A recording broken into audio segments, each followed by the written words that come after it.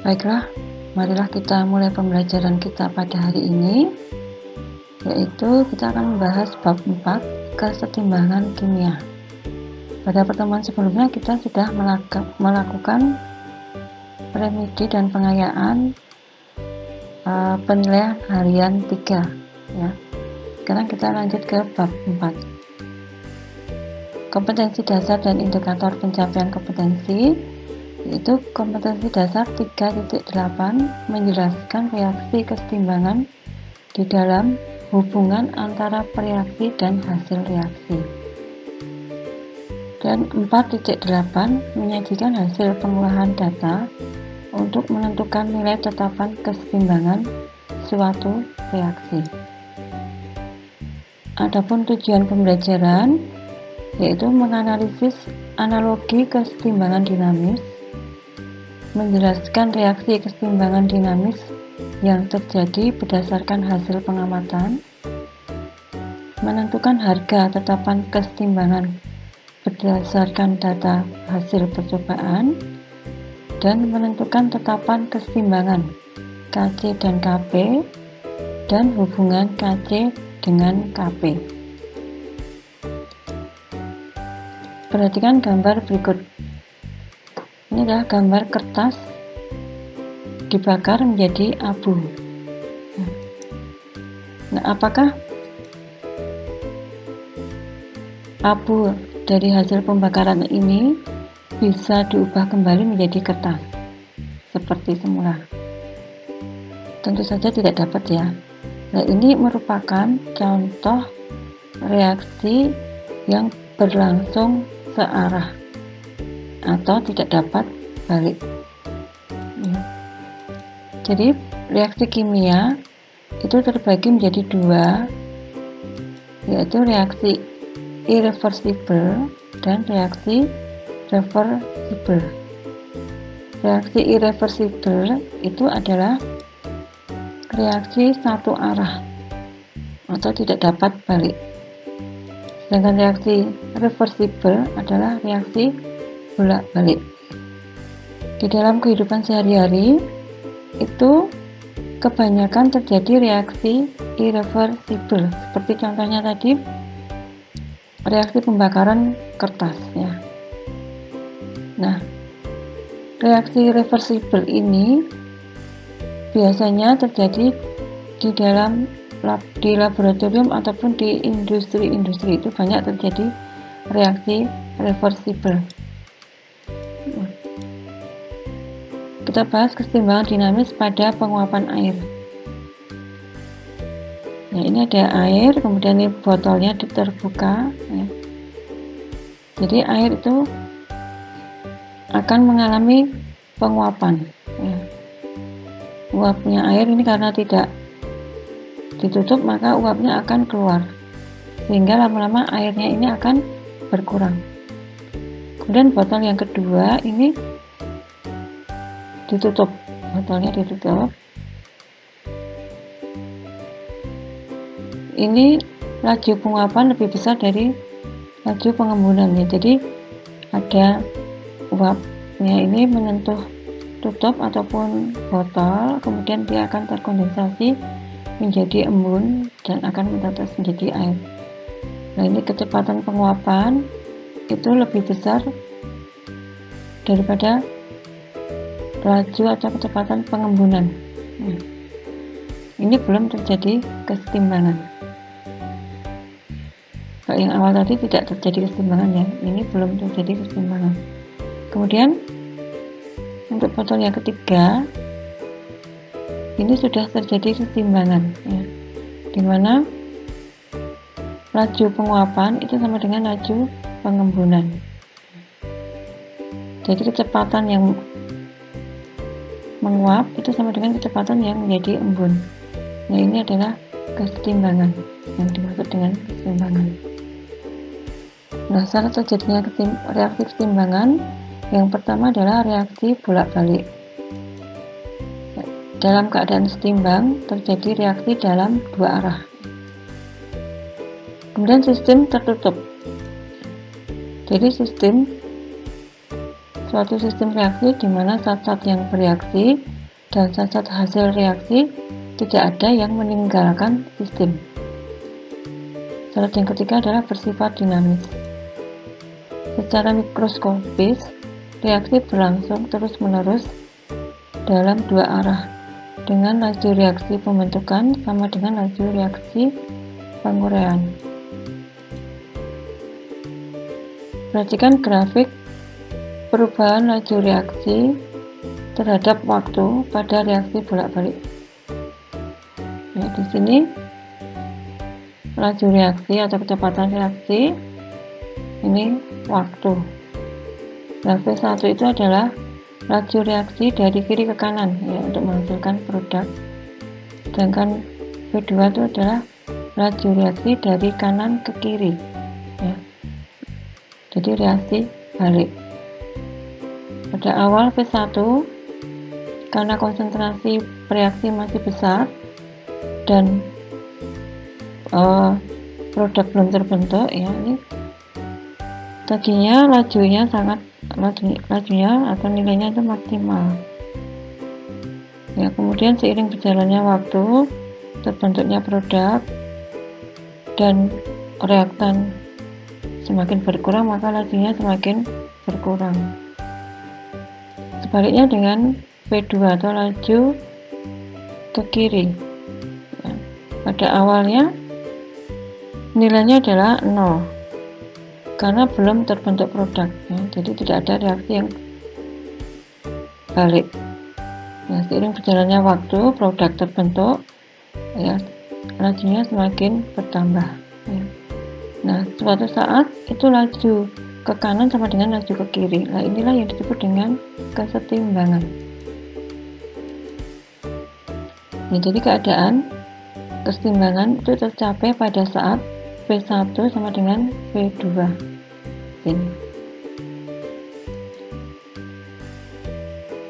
Pada reaksi N2 di O4 menjadi 2N2 ya. Di sini laju terbentuknya NO2 pada awalnya nilainya masih maksimal ya, besar ya. Seiring berjalannya waktu semakin berkurang. Sedangkan laju balik atau ke kiri ya, V2O4 pada awalnya itu 0, belum terbentuk karena belum terbentuk NO2 ya. Jadi tidak ada yang ke kiri. Seiring berjalannya waktu maka semakin bertambah sampai suatu saat itu V1 sama dengan V2. Jadi laju reaksi maju sama dengan laju reaksi balik. Jumlah masing-masing komponen ini tidak berubah terhadap waktu ya, jadi tetap. Oleh karena itu tidak ada perubahan yang dapat diamati atau diukur.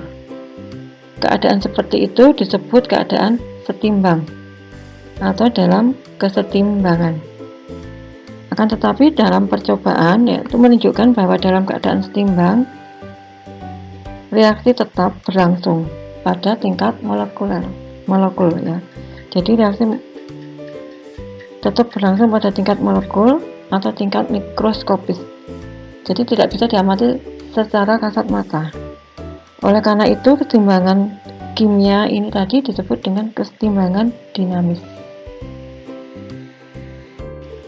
Jadi pada reaksi N2O4 gas menjadi 2NO2 gas, pada saat kesetimbangan itu ada 3 kemungkinan.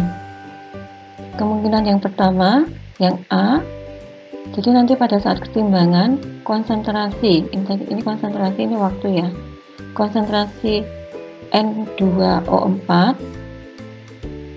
ya, dan konsentrasi NO2 itu pada saat kesetimbangan itu sama. Kemungkinan yang kedua, pada saat kesetimbangan konsentrasi NO2 itu lebih besar daripada konsentrasi N2O4 ya. Kemudian kemungkinan yang ketiga, pada saat kesetimbangan itu konsentrasi N2O4 lebih besar dibandingkan dengan konsentrasi NO2. Jadi pada saat keseimbangan ada 3 kemungkinan tadi ya, dan pada saat keseimbangan itu konsentrasi ini tetap ya. Walaupun ditambah waktunya, maka hasilnya juga akan tetap, konsentrasinya tetap.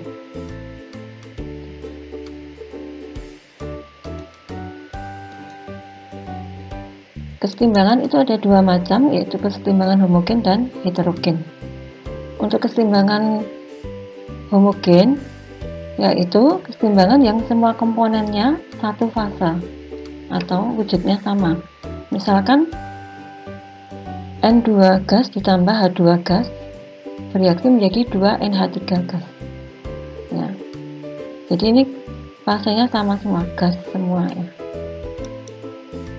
Sedangkan keseimbangan heterogen, keseimbangan yang terdiri dari 2 fase atau lebih. Contohnya ya, CaCO3S ya, fasenya S atau solid padat bereaksi bolak-balik menjadi CaO S padat ditambah CO2 gas ya. Jadi fasenya terdiri dari 2 fase atau lebih. Hukum keseimbangan: dalam keadaan setimbang, hasil kali konsentrasi zat-zat hasil reaksi dipangkatkan koefisien reaksinya dibagi dengan hasil kali konsentrasi zat-zat pereaksi dipangkatkan koefisiennya akan mempunyai nilai yang tetap, yang disebut dengan tetapan kesetimbangan atau KC. Jadi pada reaksi kimia Ma gas ditambah Mb gas bereaksi bolak-balik menjadi Pc gas ditambah Qd gas, dimana ini M, N, P sama Q itu adalah koefisien reaksinya. Maka tetapan kesetimbangannya adalah Kc sama dengan konsentrasi C dipangkatkan koefisiennya tadi P dikalikan konsentrasi D pangkat Q dibagi konsentrasi A pangkat M dikali konsentrasi B pangkat N ya. Jadi kanan dibagi kiri dipangkatkan dengan koefisiennya. Satuannya molar ya, molar. Jadi P ditambah Q dikurangi P ditambah N ya. Makna tetapan kesetimbangan menentukan apakah suatu reaksi bolak-balik berada dalam keadaan setimbang dan menentukan komposisi zat-zat dalam keadaan setimbang, juga memprediksi arah reaksi ya. Tetapan kesetimbangan tekanan atau P ya, P dari kata pressure, tekanan. Untuk reaksi yang sama tadi ya, Ma gas ditambah Nb gas bereaksi bolak-balik menjadi Pc gas ditambah Qd gas, maka Kp sama dengan sama yang di kanan dibagi kiri dipangkatkan dengan koefisiennya. Hanya di sini bedanya P ya, kalau tadi konsentrasi ini P tekanan. Pc pangkat P dikali PD ya, jadi tekanan parsial D pangkat Q dibagi PA pangkat M PB pangkat N, dimana P itu adalah tekanan parsial gas, sama dengan mol gas X per mol total gas dikalikan P total.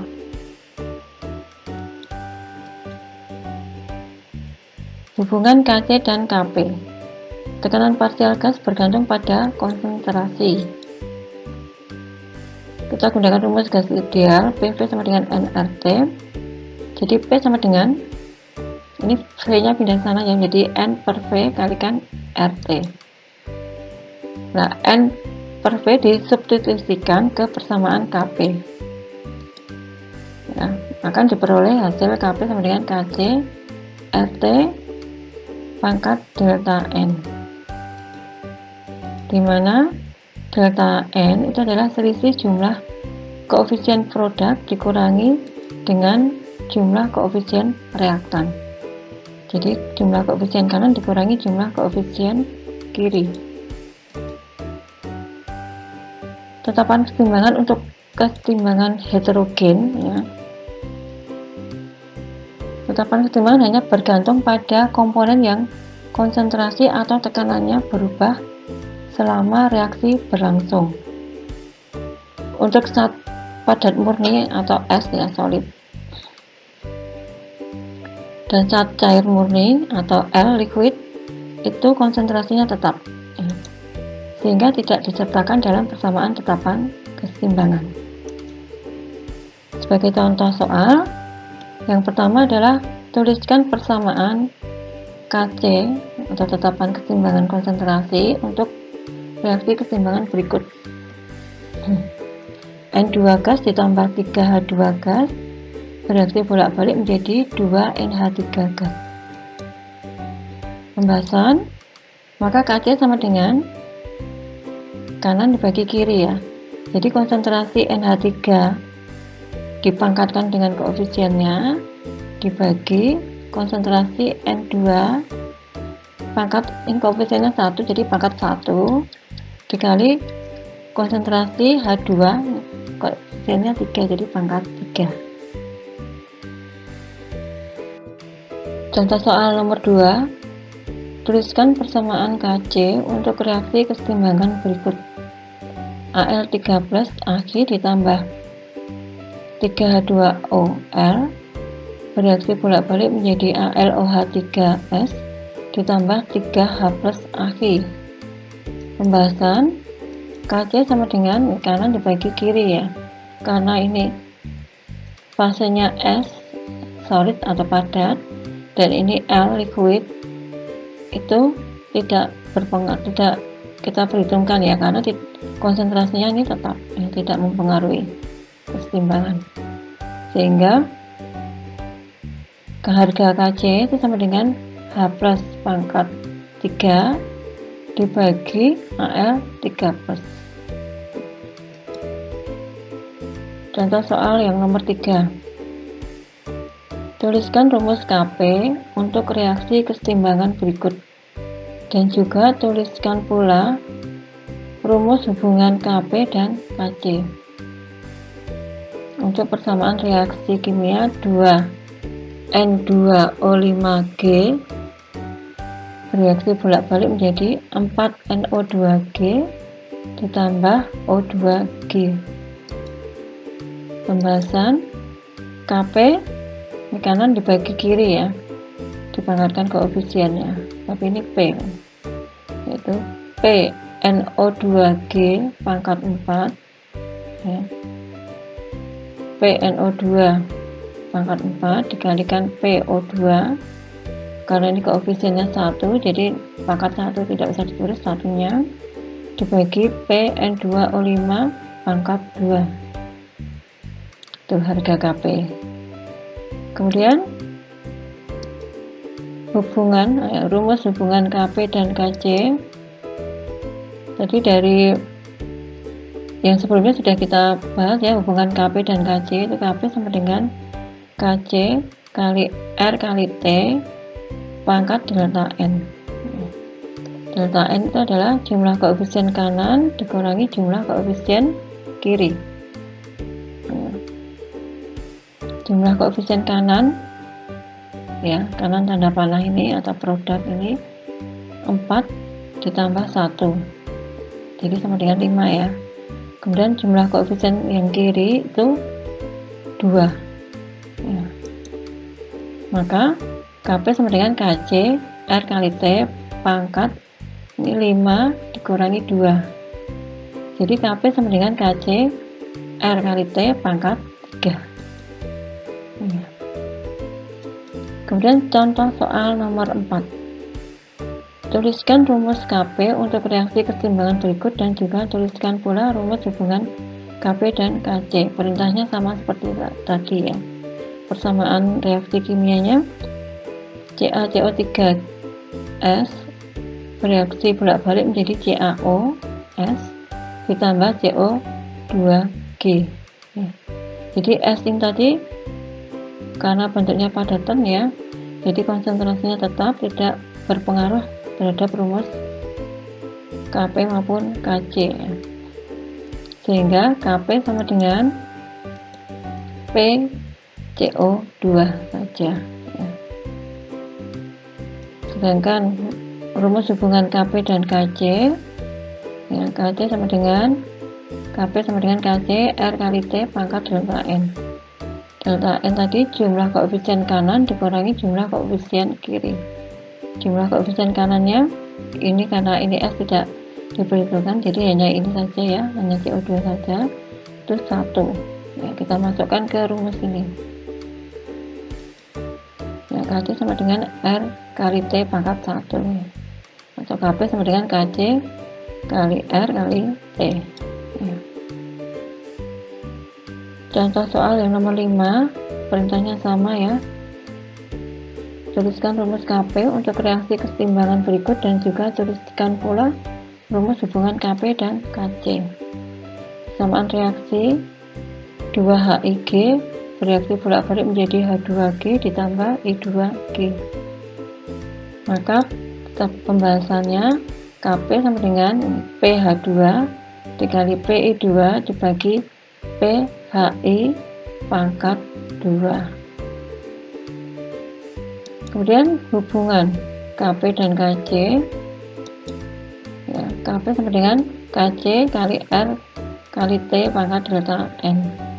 Delta N nya kita cari, ini jumlah koefisien yang sebelah kanan ini 1 tambah 1 2 dikurangi ini yang sebelah kiri 2, kita masukkan, jadi Kc sama dengan RT 1 tambah 1 dikurangi 2 ya, jadi 2 dikurangi 2 sama dengan 0 ya. Jadi Kc kali R kali T pangkat 0, berapapun ya angka dipangkatkan 0 itu hasilnya 1, sehingga Kp sama dengan Kc kali 1 atau sama dengan Kp sama dengan Kc ya, Kp sama dengan Kc ya. Karena R kali T pangkat 0 itu 1 ya. Untuk latihan soal nomor 1, tuliskan persamaan Kc untuk reaksi kesetimbangan berikut ini. 3Fe S ditambah 4H2O gas bereaksi bolak-balik menjadi Fe3O4G ditambah 4H2G. Yang nomor 2, tuliskan rumus Kp untuk reaksi kesetimbangan berikut dan juga tuliskan pula rumus hubungan Kp dan Kc. NiS ditambah 4COG bereaksi bolak-balik menjadi NiCO4G. Kalian kerjakan di buku catatan. Baiklah, untuk pertemuan berikutnya kita akan membahas KD 3.9, yaitu menganalisis faktor-faktor yang mempengaruhi pergeseran arah kesetimbangan dan penerapannya dalam industri. Dan KD 4.9 merancang, melakukan dan menyimpulkan serta menyajikan hasil percobaan faktor-faktor yang mempengaruhi pergeseran arah kesetimbangan. Baiklah, demikianlah pertemuan kita pada hari ini. Terima kasih atas kebersamaannya. Semoga kalian paham. Sukses untuk kalian.